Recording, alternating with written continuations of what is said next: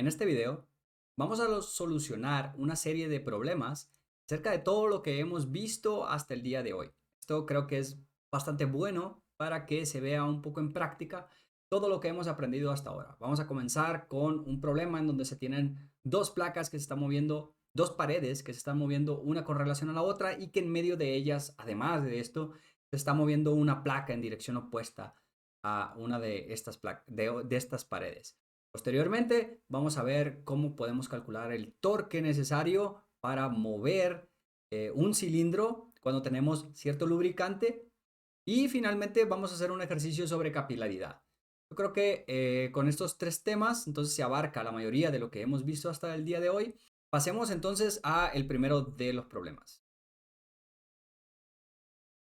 Muy bien, tenemos el siguiente problema que dice, se tiene un sistema como el que se muestra en la figura, que consta de dos paredes. Una se encuentra estacionaria y la otra se mueve a una velocidad constante de 0.3 metros sobre segundo.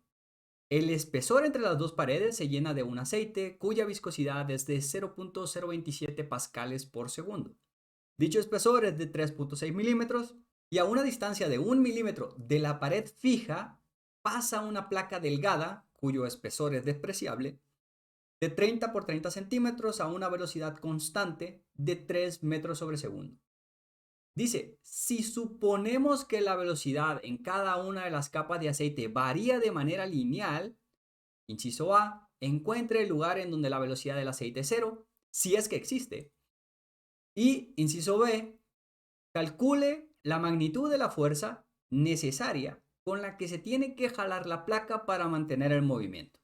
El 90% de la solución de un problema es entenderlo. Si lo podemos dibujar, quiere decir que lo hemos entendido.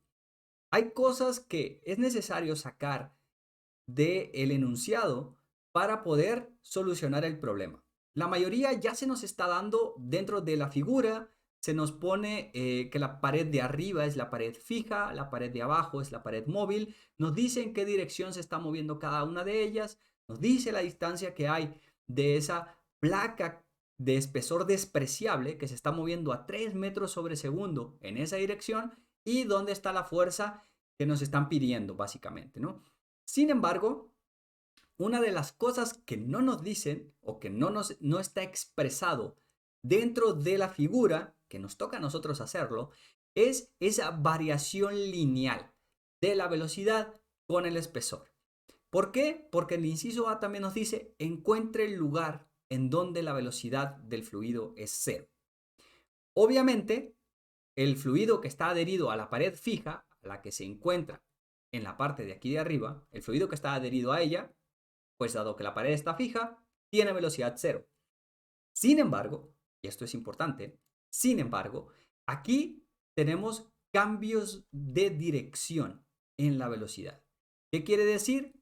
Que nosotros tenemos aquí la placa que se mueve hacia la derecha a una velocidad de 3 metros sobre segundo.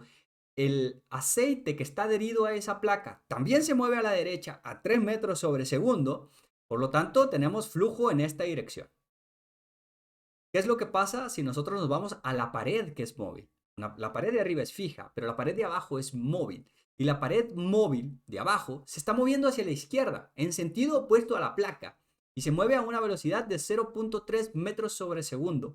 Lo que nos quiere decir es que el fluido que está adherido a esa placa va hacia la izquierda a una velocidad de 0.3 metros sobre segundo. Por lo tanto, hay un punto en el que el fluido cambia de dirección. Pasa de ir a 3 metros sobre segundo hacia la derecha a ir a 0.3 metros sobre segundo hacia la izquierda. En algún punto tiene que ser cero porque cambió de dirección. Entonces, el problema nos pide determinar cuál es ese punto. ¿Cómo es que lo solucionamos?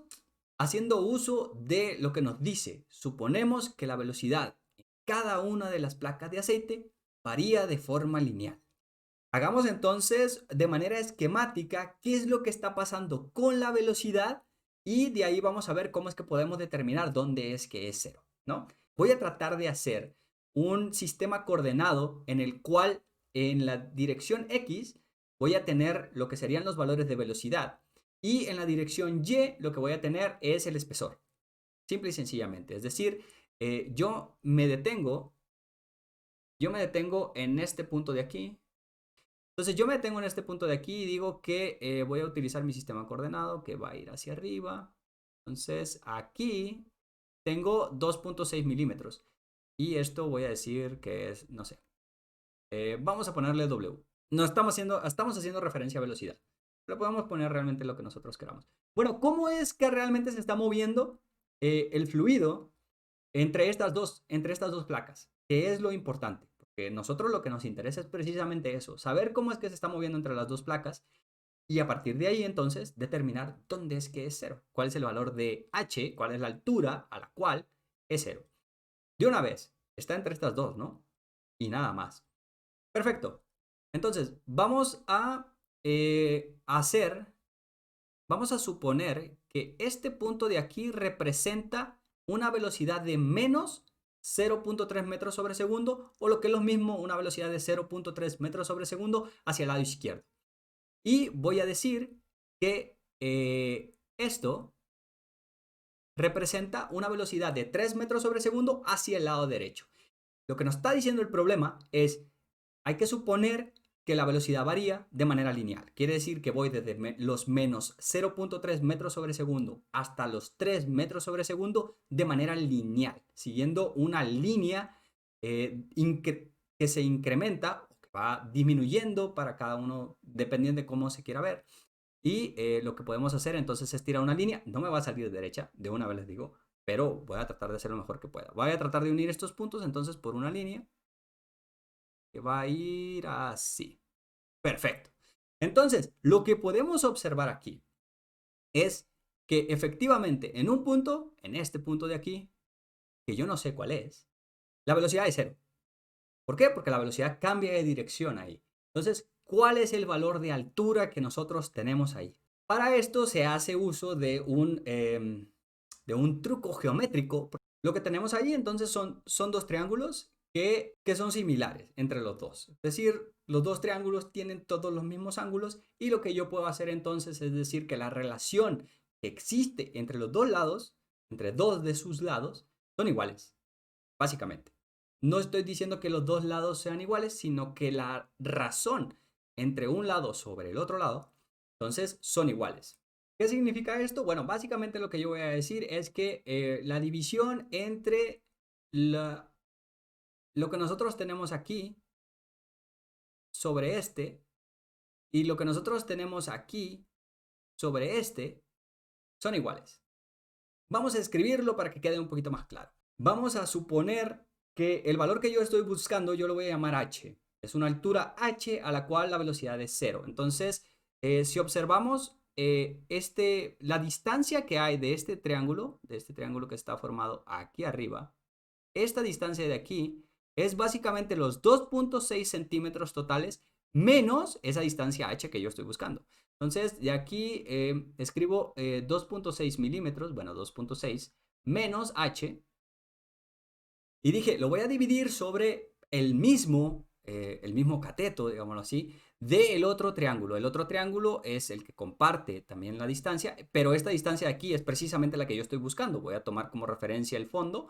Entonces, esta distancia que yo busco es h. Entonces, 2.6 menos h sobre h es igual. Y ahora nos vamos a los del otro lado. Es decir, esta parte de aquí, que nosotros recordamos que lo que nos indica es la velocidad y por lo tanto es 3 metros sobre segundo, sobre esta distancia que nosotros tenemos aquí, que vendría siendo 0.3, ¿no? Aquí realmente no importan las unidades, nada más hay que tener en cuenta de que estamos trabajando, las velocidades están trabajando en metros sobre segundo y que las alturas están trabajando en milímetros. Al final, nótese que es una razón, es decir, estamos haciendo una división y por lo tanto las unidades se van a ir, ¿no? Este es adimensional también, porque metros sobre segundo y metros sobre segundo se van a eliminar. De aquí ya lo único que queda es despejar h.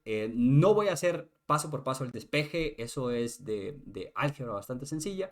Y de ahí entonces podemos obtener cuánto es el valor de h, que es la altura a la cual la velocidad es 0, Y estamos hablando de que ese valor es de 0.23 milímetros. Obviamente, nosotros dijimos que H iba de la placa móvil, de aquí, de esta parte de aquí hasta aquí. Por lo tanto, esa distancia de ahí es 0.23 milímetros. Espero que haya quedado claro cómo es que se hizo. Son triángulos equivalentes y por lo tanto se puede utilizar este método geométrico de encontrar uno de los lados que en este caso nos está faltando, ¿no? Muy bien, antes de pasar al inciso B, quiero dejar una cosa clara. Pareciese que esto es más geometría que mecánica de fluidos. Sin embargo, algo muy importante que yo le digo a mis estudiantes es que hay que tener los conceptos muy claros. Si nosotros no tenemos el concepto de que la velocidad en cada una de las capas del aceite varía en forma lineal, si no entendemos ese concepto, nunca vamos a poder encontrar dónde es que la velocidad es cero. Entonces, es importante conocer eso. Tenemos también la condición de no deslizamiento. En las placas, el fluido se adhiere a la placa y adquiere su velocidad. Entonces, vamos a tener esos dos conceptos, uno con relación al otro. Podemos entonces trazar nuestra línea, esa roja que pusimos ahí, y ya ahora sí, una vez que hemos plasmado los conceptos de mecánica de fluidos dentro del problema, ahora sí, toca la parte de geometría, únicamente para encontrar dónde es que esa velocidad es cero. Muy bien. El inciso B nos dice, calcule la magnitud de la fuerza necesaria con la que se tiene que jalar la placa para mantener el movimiento. Aquí hay que tomar en cuenta de que hay dos paredes que en principio se están oponiendo, por decirlo de alguna manera, a que la placa se esté moviendo a esa velocidad en esa dirección. ¿Por qué digo esto? Bueno, la placa de arriba detiene el flujo. El fluido que está adherido a ella tiene velocidad cero y por lo tanto la velocidad, al igual que en la parte de abajo, entonces comienza a aumentar a partir de aquí, pero eso lo que nos dice es que se opone al movimiento por la misma viscosidad que tiene el fluido. Mientras que del otro lado, bueno, tengo una placa que se está moviendo en la otra dirección, está jalando cierta cantidad de fluido con él hacia ese lado y por lo tanto también es que va a ejercer una fuerza que se opone a ese movimiento de la placa en esa dirección. Si la pared móvil se moviera en otro, entonces estaría favoreciendo un poco el movimiento de la placa hacia esa dirección. No es el caso, las dos se están oponiendo y lo que yo voy a hacer es dividirlo en dos partes. Primero voy a considerar que tengo la placa fija, que lo único que existe es la placa fija, una distancia entre la pared fija y la placa móvil de 1 milímetro y esa velocidad de 0.3. Y a partir de ahí, ya después me olvido de esa parte y ahora me voy con la otra parte, que sería la de la pared móvil y la placa móvil que se está moviendo en direcciones opuestas. ¿Cómo nos queda la ecuación? Básicamente la ecuación que utilizamos, lo que estamos buscando es una fuerza y escribimos que de acuerdo a lo que hemos aprendido, la fuerza cuando estamos hablando de fluidos es igual a la viscosidad en este caso ya voy a poner el B sobre L porque sabemos, B sobre L, porque sabemos que esa es la derivada del perfil de velocidad con respecto al tiempo, pero el perfil de velocidad es lineal y para un perfil de velocidad lineal, la derivada de U con respecto de Y, en este caso es B sobre L. Entonces tenemos la viscosidad por B sobre L por el área, ¿no? Entonces esta área de aquí ya la tenemos. Los valores de viscosidad ya los conocemos, o sea, ya nos están dando todos los valores. La viscosidad 0.027 pascales por segundo. La velocidad es la velocidad a la que se está moviendo la placa, que en este caso son 3 metros por segundo. L es la distancia que existe entre las dos placas, 1 milímetro. Y el área pues nos está diciendo que la placa que se mueve tiene un área de 30 por 30 centímetros. No voy a sustituir los valores, simplemente voy a poner cuánto es el resultado. Ojo, aquí entonces esto lo voy a llamar fuerza 1, que corresponde a la fuerza que se está ejerciendo debido a la placa fija. ¿Ok? En donde la velocidad de la placa fija es 0 y lo único que hago es entonces tomar la velocidad a la cual se está moviendo la placa móvil. Por lo tanto, este es 7.29 newtons que es la fuerza que está ejerciendo la placa fija para evitar, bueno, es la fuerza necesaria que tenemos que aplicar a la placa para que se mueva en esa dirección a 3 metros sobre segundo si solamente existiera la pared fija. No es cierto, también está la pared móvil. Entonces hay que sumarle otra fuerza a esto y decir, le vamos a llamar fuerza 2. La ecuación sigue siendo la misma. Sin embargo, aquí hay algo interesante. Sigue siendo la viscosidad, sigue siendo aquí un valor de velocidad sobre, digamos, el espesor 2 por el área que sigue siendo 30 por 30 centímetros, ¿no? Ahora, ¿cuál es la diferencia entre los dos? ¿Cómo es que nosotros tomamos esta velocidad? Una vez un estudiante me entregó un examen con este problema que me dejó realmente, dije, muy bien, esa es una muy buena manera de ver el problema. Él dijo, no me quiero meter en líos de una velocidad que va hacia la izquierda y una velocidad que va hacia la derecha. Obviamente para el inciso B, ¿no? En el inciso A es necesario. Pero para el inciso B, él dijo, bueno, si yo sé cómo sacar la fuerza debido a una pared fija, voy a asumir que la pared móvil que se mueve hacia el lado izquierdo es fija. ¿Cómo hago esto? Lo que él hizo fue hacer una translación de la velocidad, es decir, agarró este valor de velocidad de aquí y hizo una traslación hacia cero. Y obviamente la línea, esta línea de aquí, pues bueno, se mueve. Porque ahora comienza aquí y termina acá. ¿Cuál es el valor en el que termina acá? 3.3 milímetros. 3.3 metros sobre segundo. Y esa fue la que él obtuvo. Básicamente, es decir, la velocidad a la que se está moviendo esta placa móvil es de 3.3 metros sobre segundo y esta placa de aquí está fija. Eso fue lo que hizo, me pareció realmente genial y es una muy buena manera, creo yo, de entender o de ver el problema para encontrar la solución. Con estos valores, entonces tengo una velocidad de 3.3, ahora sí, 3.3 metros sobre segundo, un espesor de 2.6 milímetros, la misma viscosidad y la misma área. ¿Cuánto es el valor de fuerza que se necesita para mover la placa cuando tenemos el efecto de esa pared móvil que en realidad nosotros la pasamos, la trasladamos hacia ser fija, pero aumentar la velocidad de la placa? Pues el valor es de 3.08. 3.08 newtons. Y por lo tanto ya nada más la fuerza total, el inciso B, pues es la suma de estas, ¿no? De estas dos fuerzas. Vendría siendo aproximadamente 10.4 newtons.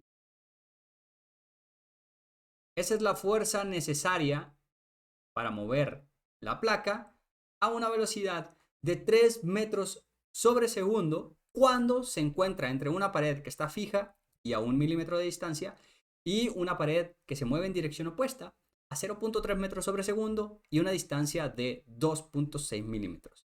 Aquí hay algo que me gustaría que tomaran en consideración o que apreciaran, y es que aun cuando la pared fija, digamos, no esté ejerciendo una fuerza hacia el lado izquierdo, como el caso de la pared móvil, sí que se encuentra más cerca. Y por lo tanto, la fuerza que ejerce para detener esa placa que se está queriendo mover es más grande que la otra que se está moviendo, pero que se encuentra más lejos en espesor de ella. Y por lo tanto, la fuerza que alcanza a ejercer es mucho menor.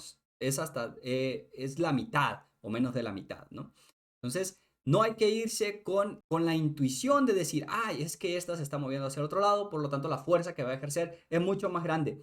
No es tan importante como saber qué tan retirado está una del otro.